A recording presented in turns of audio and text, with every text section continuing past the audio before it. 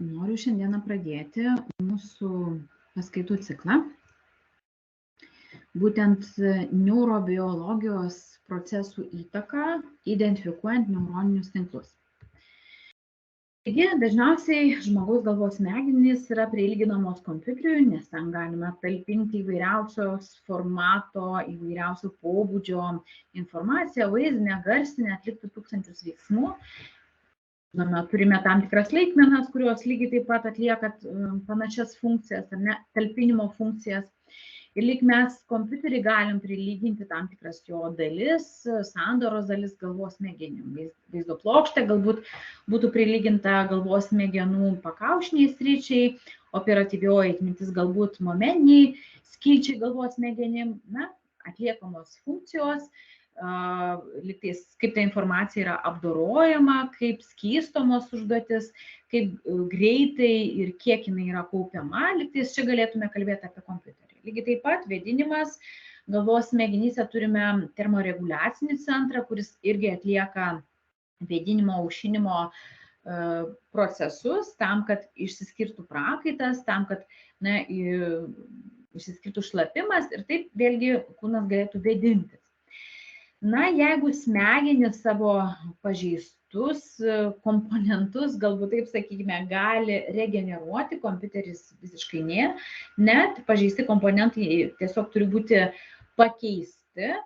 Tai pavyzdžiui, galvos smegenyse, jeigu mes turime akląjį asmenį, tai pakaušinė skiltis atsakinga už vaizdinę informaciją yra visiškai neaktyvi, bet josios funkcijas gali irgi lygiai taip pat kompensuoti kitos dalys. Čia mes kalbėtume apie smilkinę galvos smegenų žievės dalį, kuri yra ypatingai aktyvi, taip pat ta girdimoji informacija yra aktyvi, todėl kad žmogus nemato. Apsauginė funkcija smegenyse mes turim kaukolę, kompiuterio korpusą, signalai, žinom, neuronų smegenyse perduodami signalai kompiuterio laidais. Energijos šaltiniai, žinoma, mes turime maistą ir deguonį galvos smegenyse, tikrai labai svarbus komponentas, kompiuteryje elektra ir lygiai taip pat kraujotakos sistema, kuri teikia mums energiją, kaip kompiuteryje galėtų būti maitinimo blokas ir laidai.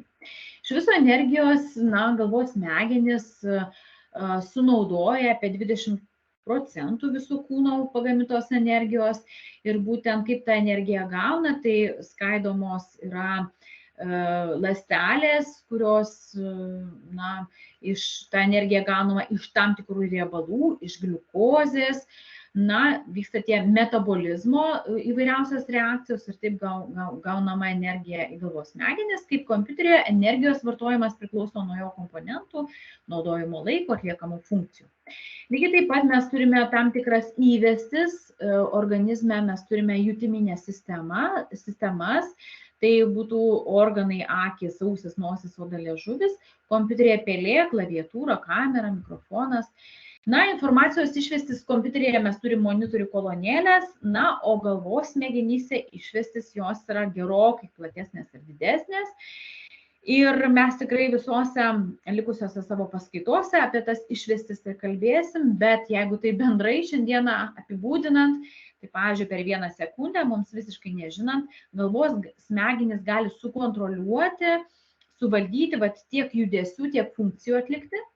Lygiai taip pat gali sukontroliuoti kraujo apykaitą kūne, kad mes būtume gyvi, mums nereikia sąmoningai kontroliuoti širdies darbo, tai vyksta nesąmoningai visiškai, mes kalbėsim, kas šitą sistemą kontroliuoja, ar ne, palaiko kūno temperatūrą, kad išliktume gyvi, tai būtent yra galvos smegenyse termoreguliacinis centras, kuris siunčia signalus į raumenyną ir jeigu yra šalta, raumuo pradeda drebėti ir taip gaminti energiją. Šilta mes irgi pajaučiam, prakaituojam ir šalinam drabužius nuo kūno.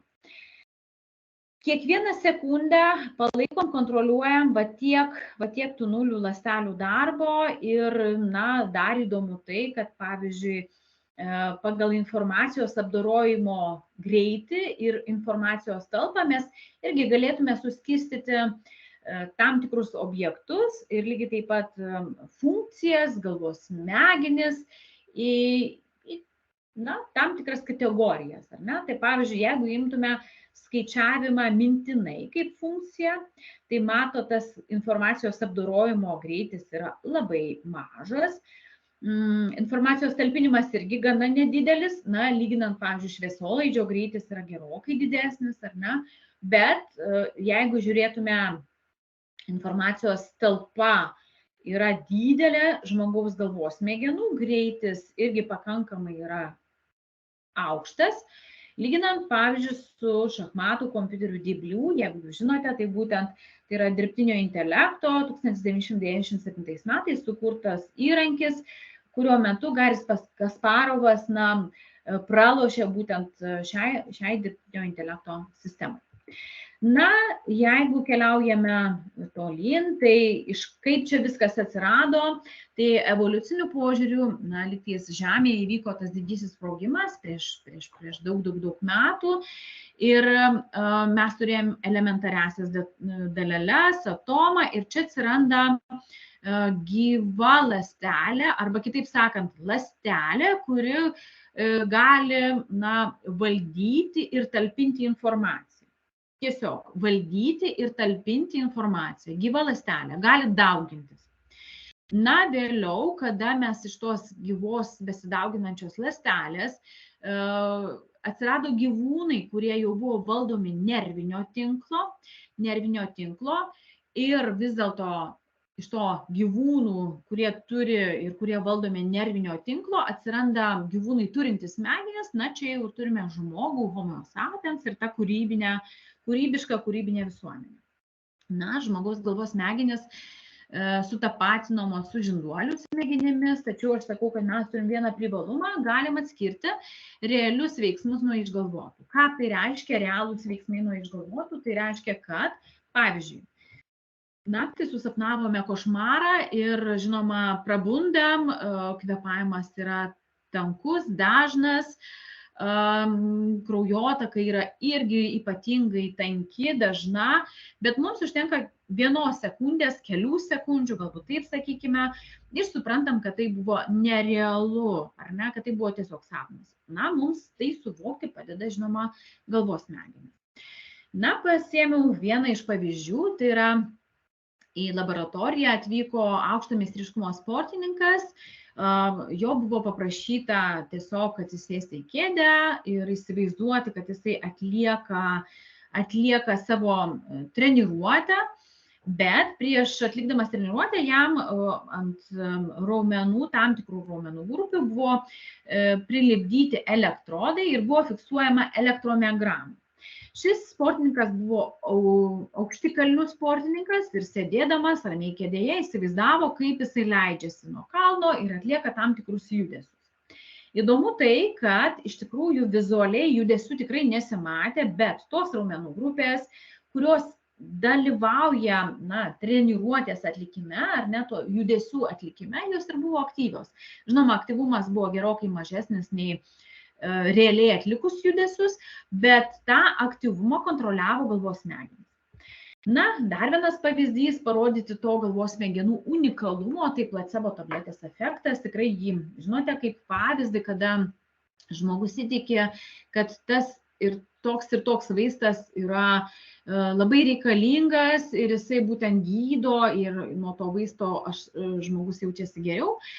Tai tikrai šitą pavyzdį esat girdėję, bet lygiai taip mes galime placebo tabletės efektą pritaikyti, kada žmogus yra įtikėjęs, na, kad jisai iš tikrųjų tą darbą atliks puikiai, nuostabiai, nors ir neturi įgūdžių, ar ne? Tai čia vėlgi tas placebo tabletės efektas galvos smegenim, kada tu įtiki tam tikrus dalykus, irgi labai yra gajus. Na, jeigu mes žiūrėtume į tą laiko valdymą ir lygtais atrodo žmogus, protinga būtybė, pats nusprendžia, kaip tą laiką valdyti, kaip elgtis, tai aš sakau, kad jūs patys nusprendžiate tik tai 2–4%, visa kita valdo jūsų pasąmonė, jūsų visus sprendimus. Apie ką aš kalbu ir koks čia yra pavyzdys, na, pavyzdžiui, labai mėgstate valgyti ledus ir susilažinate, kad tų ledų, na, pavyzdžiui, nevalgysite mėnesį laiko. jūs tikrai labai tenkina tas lažybų rezultatas, kažkoks finansinis paskatinimas, jeigu lažybas laimėsit. Bet įsivaizduokite, turite labai malonę, įdomią, emociškai jaukią situaciją ir visiškai, emociškai esat atsipalaidavęs ir kažkas jūs pamaišina tais pačiais ledais, kuriuos jūs labai labai mėgstat.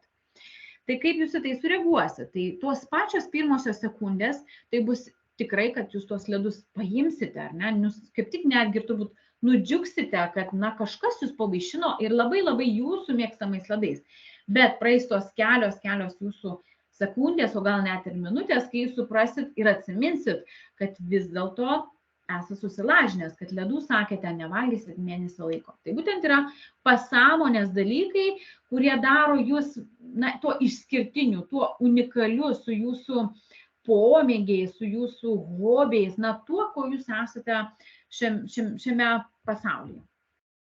Tai šiandieną tikrai ačiū už jūsų dėmesį, susitiksim mūsų sekančiose paskaitose.